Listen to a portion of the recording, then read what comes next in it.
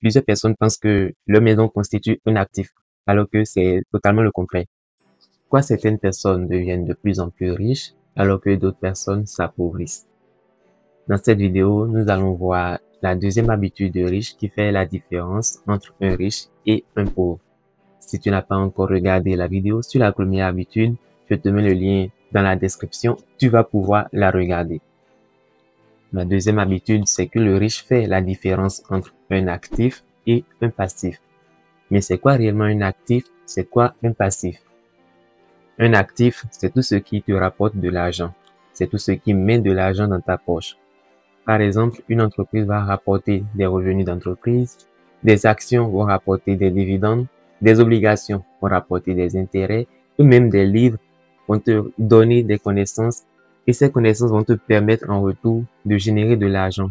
Parce qu'avec des connaissances, tu peux gagner de l'argent. De l'autre côté, un passif, c'est tout ce qui retire de l'argent de ta poche. On peut prendre l'exemple du prêt auto, du crédit à la consommation, des dettes qui vont t'amener à payer des intérêts. On peut également prendre l'exemple des abonnements inutiles qui ne te rapportent pas réellement une valeur. Une erreur courante est que plusieurs personnes pensent que leur maison constitue un actif, alors que c'est totalement le contraire. Une maison est un passif. Tu payes de l'impôt sur la maison, tu vas payer des réparations, de l'entretien. Tout cela retire de l'argent de ta poche et cela constitue un passif. Par contre, une maison peut constituer un actif également si elle est utilisée à des fins d'investissement. Si tu achètes par exemple un immeuble dans le but de le mettre en location, cela va te permettre de générer des revenus de location et cela fait que l'immeuble, bien la maison que tu as, ce n'est pas un passif, ça devient un actif.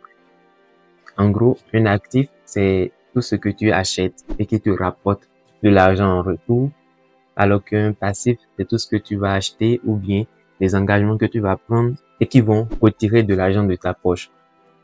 Commence dès aujourd'hui à te procurer des actifs. Les riches agrandissent leur colonne d'actifs, alors que les pauvres agrandissent leur colonne de passifs. Si cette vidéo t'a été utile, partage-la avec des amis que cela pourra t'aider et dis-moi dans les commentaires si tu as déjà des actifs pour toi. C'était Prudencio, prends soin de tes finances, tout se transforme.